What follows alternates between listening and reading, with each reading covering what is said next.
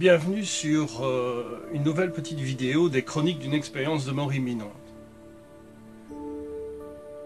Cette fois, je vais vous parler de ce qui est vraiment un effet principal dans l'existence des gens, c'est-à-dire la mort.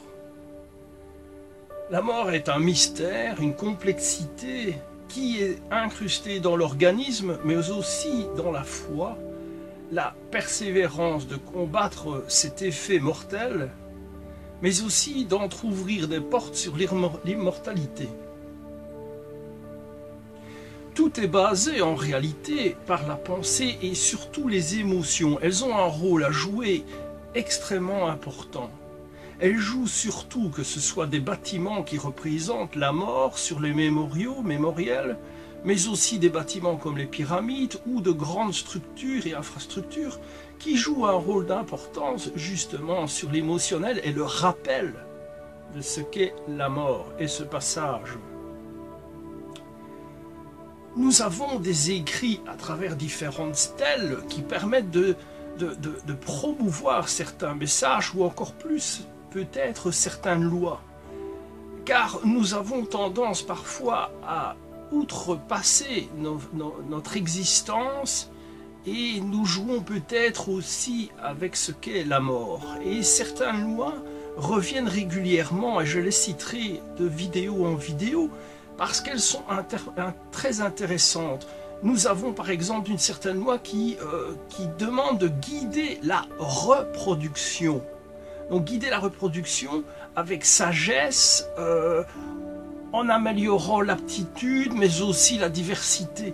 Nous sommes là dans une phrase qui nous dit de gérer la reproduction. Il semble alors que c'est un point culminant ou un lien entre la reproduction et évidemment le phénomène de la mort. Un jour j'ai dit que nous avions inventé la mort. La mort est un cheminement et la fin de l'existence physique, mais nous l'avons inventé et nous l'avons mis à différentes images, que ce soit dans un effet religieux, que ce soit dans un effet médical, que ce soit sur différentes poésies, lectures ou encore au travers du cinéma. Nous avons toujours donné une image bien précise et encore diversifiée. Dans les recherches, bien sûr, d'expériences de mort imminente, la mort aussi donc est présente. Elle est un point, une plaque tournante, bien sûr, sur l'événement que l'expérienceur subit. Mais la mort, elle aussi, fait appel à un ensemble d'émotions. Ces émotions sont particulières, défensives, parfois même répressives dans l'existence de la personne quand elle ressort de l'expérience de mort imminente. Elle rehausse un peu, il y a une espèce de bug dans son existence où elle prend en considération les choses les plus naturelles et laisse les choses plutôt artificielles. Il est clair que certaines personnes ont de mauvaises expériences de mort imminente. Je viendrai dans une autre vidéo, notamment la position walking qui fait en sorte qu'il y ait une forme de changement spirituel d'âme, mais je viendrai plus tard sur ce type de sujet. Pour moi, la mort, je l'ai rencontrée plus d'une fois, je l'ai affrontée, je l'ai vue sur toutes les manières possibles. Et chaque intervention, chaque vision et beaucoup d'anecdotes que j'ai pu recueillir et avoir aussi vécu au travers de cette approche, où parfois j'allais donner un coup de main au brancardier pour soulever une personne qui venait de décéder, où j'allais parfois avec un médecin légiste ou un commissaire de police regarder et identifier diverses personnes qui étaient décédées, soit un suicide, soit une mort accidentelle, et également dans différents secteurs de ma vie professionnelle. J'ai toujours remarqué que la mort joue un rôle aussi sur l'aptitude, l'éducation, la foi, la vision des choses, la philosophie d'une vie, la philosophie et la prise de conscience sur la mort. Guider la reproduction, dans cette phrase que je vous ai citée, incite à comprendre que nous serions donc dirigés par des lois précises qui outrepassent nos lois de la logique. Par exemple, les lois, je dirais, qui gèrent notre société. Gèrent plutôt, je dirais, une vaste vision universelle. Au travers des époques, il y a toujours eu ce type de loi parce que il fallait toujours prendre en considération que plus nous allions évoluer, plus il y aurait de dommages collatéraux. Il n'y a pas que des dommages collatéraux, mais il faut toujours freiner. Ce qui m'a un peu interpellé les derniers mois, c'est que non seulement on gère beaucoup cette forme de reproduction en évitant, je dirais, l'abus, je dirais, le développement de la naissance. Et là, on se retrouve véritablement comme si nous serions dans un flipper où la bille part dans tous les sens, parce qu'on peut remarquer, par exemple, qu'il y a toujours l'argent qui gère. J'ai vu récemment une certaine méthode très efficace pour gérer, évidemment, le développement de la naissance. J'ai vu des gens aller dans des pays étrangers proposer de l'argent aux personnes qui ne sont pas éduquées, qui ont un manque d'éducation, un manque de connaissances, mais qui vivent aux racines proprement dites de leur pays, de leur tradition. Et ces peuples sont soumis ou proposés, moyens finances, à avoir une éducation, mais en contrepartie ne pouvaient pas avoir d'enfants. C'est déjà là une première esquisse que nous rencontrons dans notre existence actuellement, où on veut gérer justement cette reproduction pour éviter, bien sûr, un ensemble flagrant de population. Je viendrai aussi sur cette fameuse phrase qui est marquée dans le générique, qui a aussi véritablement une codification importante. Et je parle aussi, et j'ai souligné en dessous d'une des phrases Bérénice, vous verrez que cette personne a un rôle moteur malgré qu'elle est décédée. Donc c'est une fille qui est décédée dans l'époque, je dirais, de l'ensemble des camps de concentration, mais où il y a un facteur qui joue un rôle important dans tous ces écrits qui viennent cibler la mémoire universelle des gens. Évidemment, pour éviter une surpopulation, il y a de tout actuellement. Vous le voyez dans les médias, nous en avions parlé il y a très longtemps, que la nutrition en elle-même, même si nous voulons l'améliorer, la quantifier, je dirais la purger, si je peux m'exprimer comme ça, eh bien, le vice caché dedans, que ce soit autant pour, je dirais, la vision au végétalisme ou encore donc herbivore ou carnivore, l'ensemble de l'apport nutritionnel que nous avons est véritablement vicié. Le problème, c'est que si nous prenons cette prise de conscience, on va se rendre compte justement, comme j'expliquais ultérieurement, que tout notre mécanisme psychique, notre mécanisme physique est complètement déstabilisé, et c'est véritablement et sciemment fait dans cet objectif pour créer évidemment une certaine forme d'animosité, de réflexes émotionnels qui sont dans un objectif destructeur. Au travers donc de ces émotions qui viennent interagir dans la mort, nous devons comprendre quelque chose, c'est que il y a des points communs sur notre vision des choses, notre manière de penser.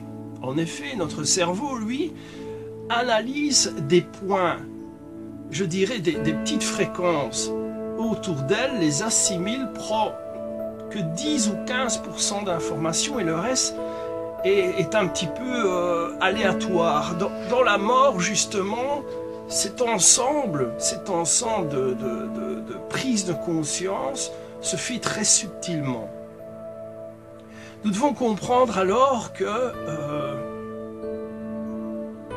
la mort peut, je dirais, prendre tout un cycle de mystère. Nous avons besoin de jouer sur l'émotionnel pour comprendre ce qu'est la mort. Peut-être est-ce une délivrance, une sortie de secours par rapport à l'enfer que nous sommes en train de créer actuellement? Est-ce que la mort, elle aussi, a un message particulier à offrir aux personnes, la mort joue un rôle, je dirais, de plaque tournante, autant dans la science, la spiritualité. Comme je le cite, à travers des bâtiments, à travers des processions, à travers des recherches, la mort est un point important pour toute personne. C'est un peu, je dirais, la somme de l'existence que nous avons eue si nous sommes restés fidèles à une philosophie de pensée positive. Et là, nous partons dans un premier chemin qui est la spiritualité. La recherche de la sérénité, de la sagesse par aussi la redécouverte des émotions positives. Ce n'est pas toujours le cas, évidemment, ça demande un travail. Mais justement, le travail de la méditation, spiritualité, religion, je dirais, générales doctrines qui enseignent une forme de vision positive est toujours accroché aux émotions. Toute notre existence, nous sommes soumis à une première loi qui est imbrisable, sauf par l'intelligence artificielle plus tard, et la numérisation de la pensée. Je viendrai vous expliquer justement ce qu'est et comment l'historique complet, comment nous sommes arrivés à numériser donc la pensée. Je reviens donc sur cette vidéo dans le sens que la mort, elle, est omniprésente. Elle peut, je dirais, surprendre à n'importe quel moment. Notre compréhension, encore actuellement au XXIe siècle, nous n'arrivons pas à déterminer pourquoi un fait arrive et qu'il y a une ou plusieurs personnes qui meurent. Et nous cherchons évidemment pourquoi. Comment un fait arrive et que les personnes meurent. Nous ne voyons justement que 15% de l'ensemble de l'information. Nous ne trouvons pas l'identification de synchronicité, nous ne trouvons pas les tenants et aboutissants des dommages collatéraux, donc c'est-à-dire de divers matériaux qui n'ont pas été adéquats lors d'un tremblement, par exemple. Nous n'avons pas le réflexe, bien sûr, de prendre en considération que différents facteurs émotionnels chez l'individu ont produit et ont ouvert ce mécanisme pour qu'il y ait une personne qui décède, ou voire même plusieurs. Nous tombons là encore dans une forme de vision où, dans les âges ancestraux, on prenait ça pour une forme de magie, de sorcellerie. Ce qui n'en est rien, ce sont des facteurs précis, parfois même répétitifs, synchroniques, qui mettent en place la perte d'un individu, voire même plusieurs, ou encore des événements qui sont de la société, ou encore, je dirais, au niveau de l'environnement, de la destruction de l'environnement. Dans la phrase que je vous ai citée, gardez justement cette forme de reproduction, on veut sciemment freiner le développement de la procréation. On essaye d'abord, ici au XXIe siècle, de masquer un peu l'envie de freiner véritablement les naissances dans divers pays, et surtout où il y a les pays de la sagesse, de la compréhension, d'une vision philosophique différente de la mort. Bien, il y avait déjà cette forme je dirais, d'imposition, de freinage, je vais dire, au niveau des naissances, bien sûr parce qu'il y avait déjà dans certains pays un développement de population relativement élevé. Mais sur l'échelle mondiale, il est clair et certain que nous n'apprenons rien aujourd'hui. Déjà très longtemps, voire même dans certains livres religieux, on nous explique justement que nous devons, au travers d'une parabole, d'une légende biblique, que les premiers enfants nés doivent mourir. Il y a là justement une codification, bien sûr, qui a été, je dirais, amplifiée ou encore, je dirais, améliorée sous un aspect, je dirais, légendaire, c'est justement qu'on nous signale que les premiers-nés à une période précise ne peuvent pas continuer à évoluer. Il y a donc là un choc véritablement d'idées où sur une sphère mondiale, cette sphère qui est la Terre et qui nous offre l'opportunité de reprendre vie, juste au moment où nous avons pu nous remettre sur nos pieds, sur nos jambes et marcher, nous avons marché de travers. Et nous avons donc fait quoi? Eh bien, nous n'avons pas pris directement en considération ce qu'était la vie, ce qu'était la mort. L'instinct de vision à ces époques, eh bien, quand quelqu'un mourait, il mourait, terminé, on continuait. Puis il y a eu une forme de prise de conscience très subtiles qui ont été partagés à travers les âges, les siècles, où la mort prend une considération, je dirais, religieuse, une considération actuelle, je dirais aussi scientifique, surtout que les recherches actuelles sont basées, bien sûr, sur la nouvelle aventure humaine, qui est la nouvelle forme de conquête de l'espace, partant par Mars et d'autres endroits dans le cosmos, mais nous prenons bien sûr maintenant l'envie de combattre la mort par une forme de test, comme par exemple le projet Mathusalem qui freine évidemment l'ensemble du vieillissement sur les souris. On en a parlé il y a 5 ans, on a fait les affiches pour ça. Il y a donc une volonté de pouvoir non seulement maintenir en vie une personne qui aura un voyage temporel relativement long, mais aussi de maintenir son organisme coûte que coûte pratiquement à longévité. Le souci, c'est que notre cerveau, lui, ne suit pas la même type d'évolution. C'est-à-dire que si, je m'explique, si nous trouvons un fait d'immortalité, donc imaginons un sérum qui nous permet de prolonger la vie, d'être pratiquement immortel, notre cerveau, lui, ne peut pas suivre le sérum. C'est-à-dire que ce sérum va agir sur la morphologie de l'individu, elle va agir sur, je dirais, les contrariétés du vieillissement, c'est logique, mais notre cerveau, lui, doit prendre son temps pour lui emmagasiner des nouvelles informations qui se nomment immortalité. Donc il doit se préparer non seulement à avoir, comme je vous expliquais dans une vidéo, à avoir un certain pourcentage de mémoire, de souvenirs dans une évolution normale. Là, nous outrepassons cette évolution normale. Donc notre cerveau va devoir trouver d'autres tiroirs mémoriels pour assimiler. Rappelez-vous justement dans une vidéo où je vous parle des phénomènes de possession et d'injection d'informations multiples, l'individu est complètement déstabilisé et perdu. Donc son physique réagit. Nous sommes encore là dans des tests ancestraux qui sont masqués par la religion, les façades habituelles.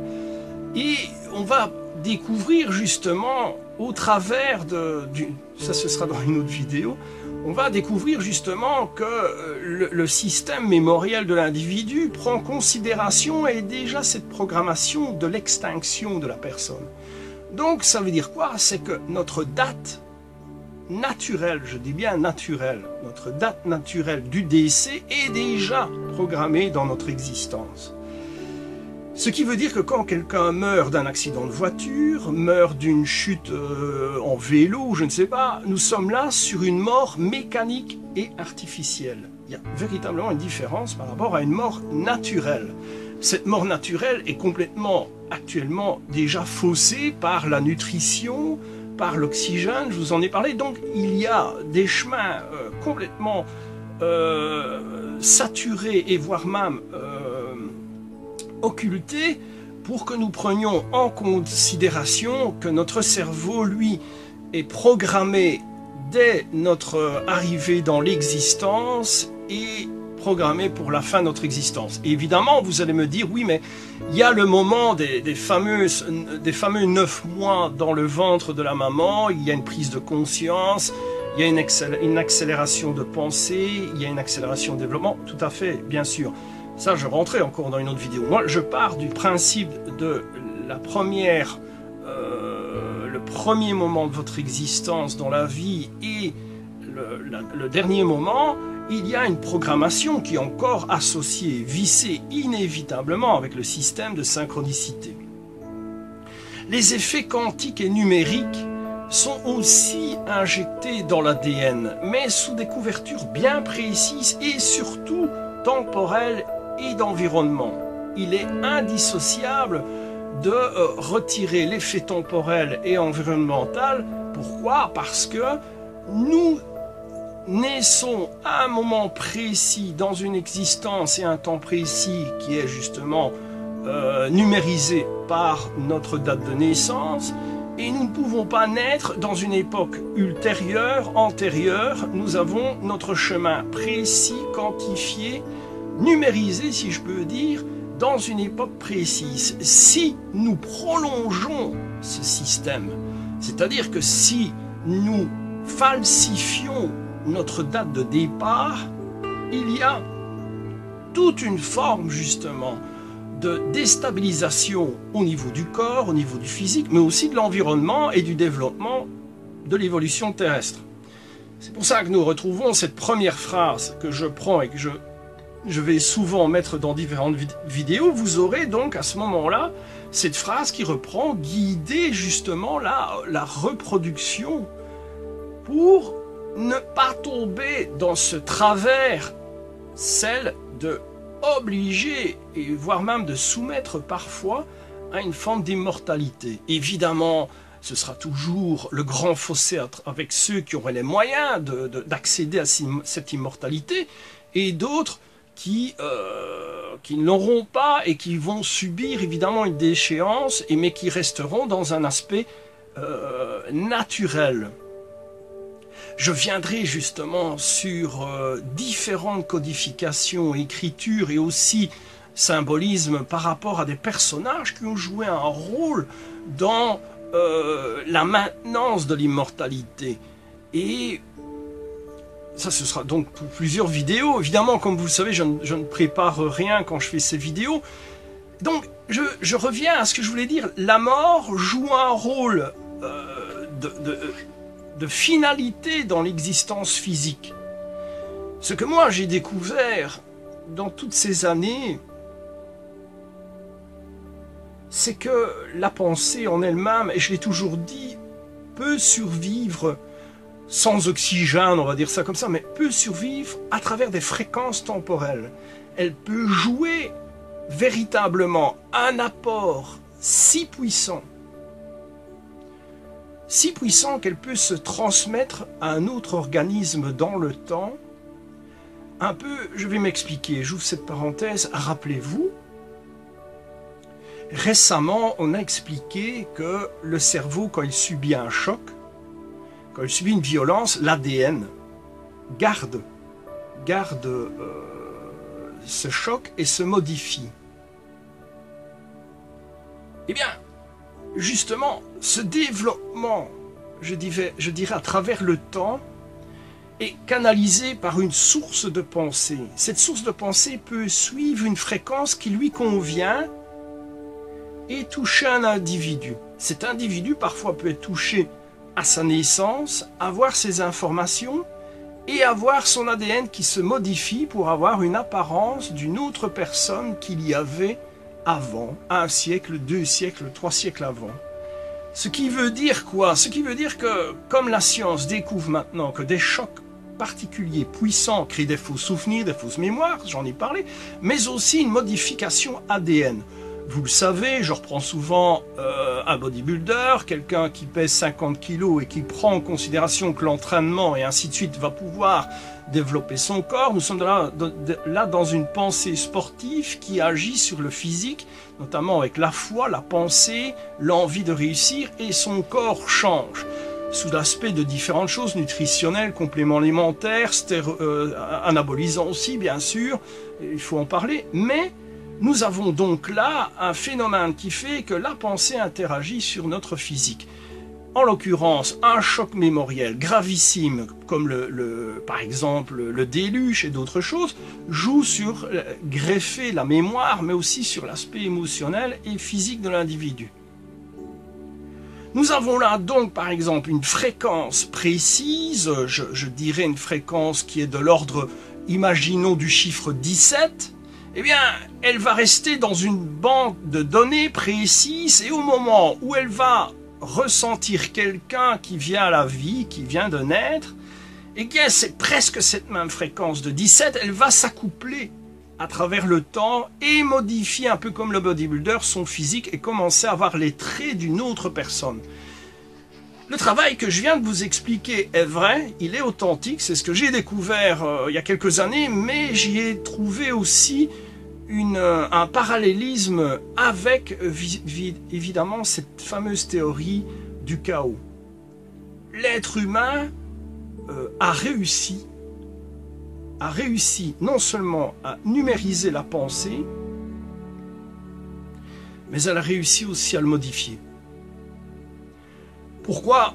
Plus tard, je vous en parlerai, parce que je vous ai dit dans des vidéos que l'environnement, le réchauffement climatique, les rayons gamma, enfin toutes ces choses qui vont venir perturber nos conflits mondiaux, vont agir sur notre physique. Et notre pensée. Mais des scientifiques vont trouver aussi qu'on peut modifier l'ensemble du corps sans passer par la nutrition, sans passer par l'oxygène. Nous pourrons, à travers des codifications précises de la pensée numérisée artificiellement, modifier une personne. Un peu comme l'hypnose. Quand quelqu'un vient vous parler, vous met dans un état d'hypnose, vous agissez, vous faites la poule, vous faites le coq, vous faites tout ce que vous voulez, mais c'est déjà, je dirais, la caverne, la préhistoire de l'intervention d'une pensée sur un autre individu. C'est un phénomène aussi, attention, qui est relatif à la possession. Vous êtes d'accord avec moi? Si j'impose, à travers des mots et une mise en place d'hypnose, je vous oblige à faire ce que je vous demande. C'est une forme d'imposition et une forme de possession mentale. Alors, la science, plus tard, va découvrir comment on peut outrepasser la mémoire, y injecter des informations, les numériser, mais aussi découvrir quelque chose qui est important. C'est que dans la science, plus tard, nous allons pouvoir, comme je vous dis, numériser. Je vais faire une vidéo vous expliquant de A à Z comment on arrive à numériser la pensée. Tout part de différentes choses qui vont être associées par nos 5 sens et notre manière de penser dans la vie et de penser après le grand départ. Ce que je vais faire, c'est plutôt vous montrer comment ça a fonctionné. Alors, je reviens à la mort. La mort, évidemment, nous suit. Et quand j'ai déjà dit, et c'est des phrases qui ont été reprises par d'autres personnes, nous avons inventé la mort. En fait, la mort est tout à fait naturelle, mais nous l'avons modifiée, inventée dans des légendes, des mythes, des religions, dans des poésies. Nous l'avons parfois même établie sur des faits gravissimes ou parfois embellie. Nous avons inventé une histoire à la mort. Nous n'avons pas inventé la mort pour tuer les gens ou que les gens meurent. Enfin, pour tuer les gens, on a quand même cette grande spécialité, surtout pour plus tard, mais nous avons donné une vision, une image à la mort. Nous avons inventé la mort par ces images. C'est ça en réalité. Donc l'être humain n'a jamais inventé la mort en elle-même. Elle est là, elle a la finalité programmée, préprogrammée dans l'évolution d'une personne pour qu'il y ait évidemment une source naturelle dans l'environnement et que chacun laisse sa place à d'autres personnes. Sauf que maintenant, les dommages collatéraux dus à notre évolution et à des guerres font en sorte qu'il y a une perturbation, d'où ces lois qui viennent régulièrement à travers les siècles nous souligner des choses que nous oublions, le respect, la sagesse, la compréhension, la gestion. Donc ça revient régulièrement à travers des Bibles, à travers des livres. On parle toujours de ces lois qui passent au-dessus des lois, je dirais, sociétaires. Donc nous n'avons jamais inventé la mort, nous avons inventé une image pour la visualiser, un peu comme Dieu, nous visualisons une personne avec une longue barbe. Je rappelle que la barbe était quoi dans les temps ancestraux? Une forme de sagesse, elle représentait l'aspect temporel, donc l'aspect du savoir et de la connaissance. Donc nous avons décrit aussi Dieu par des halos lumineux, donc cet halo lumineux représente bien sûr une connaissance aussi, une connaissance divine. Nous avons donné des images un peu comme notre montre pour nous repérer dans le temps, il est 1 heure, 2 heures, 3 heures.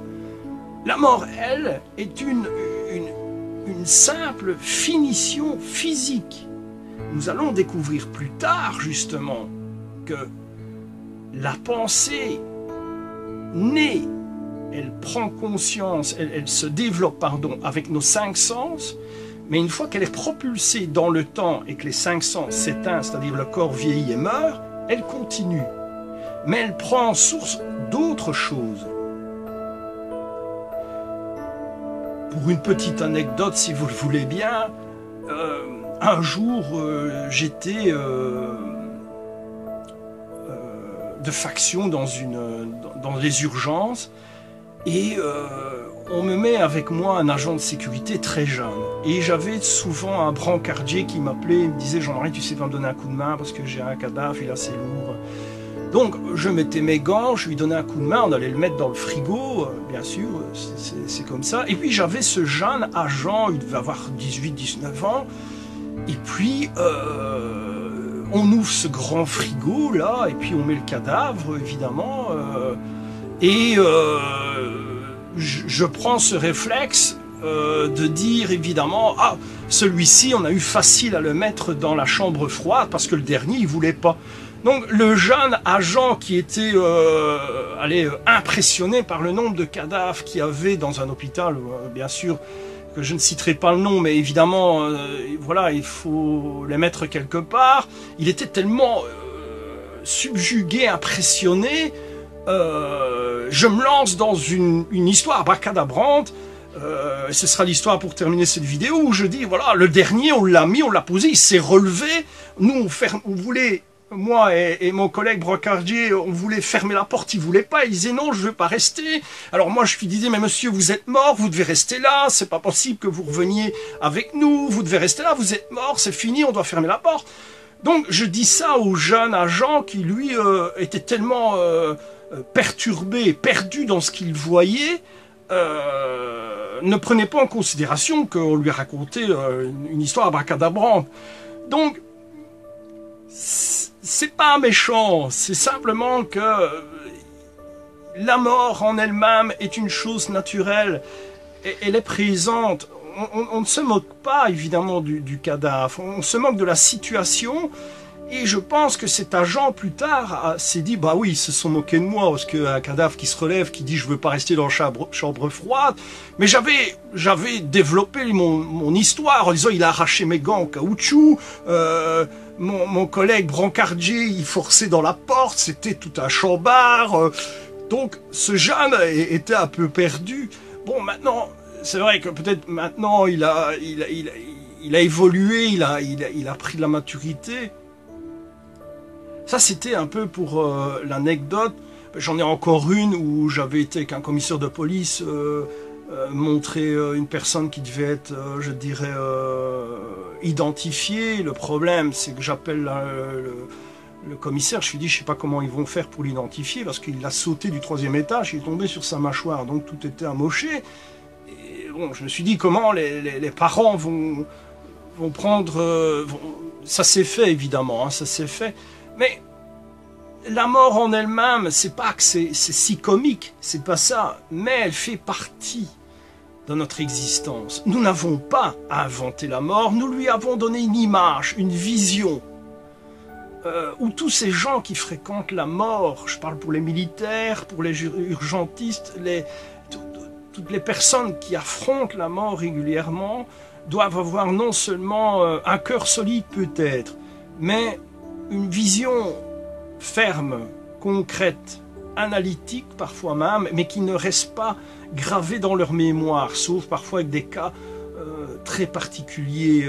Moi, les cas les plus marquants que j'ai vus, ce sont les enfants, quand je voyais ces infirmières passer avec une petite charrette avec un essuie dont un bébé était mort. C'est vraiment plus... c'est différent de l'histoire que je viens de vous raconter. Ça m'a toujours marqué. Pourquoi? Et surtout parce que le travail que je fais, je sais avec les vidéos ne serviront à rien, mais le travail que j'essaie d'émettre, c'est pour les enfants.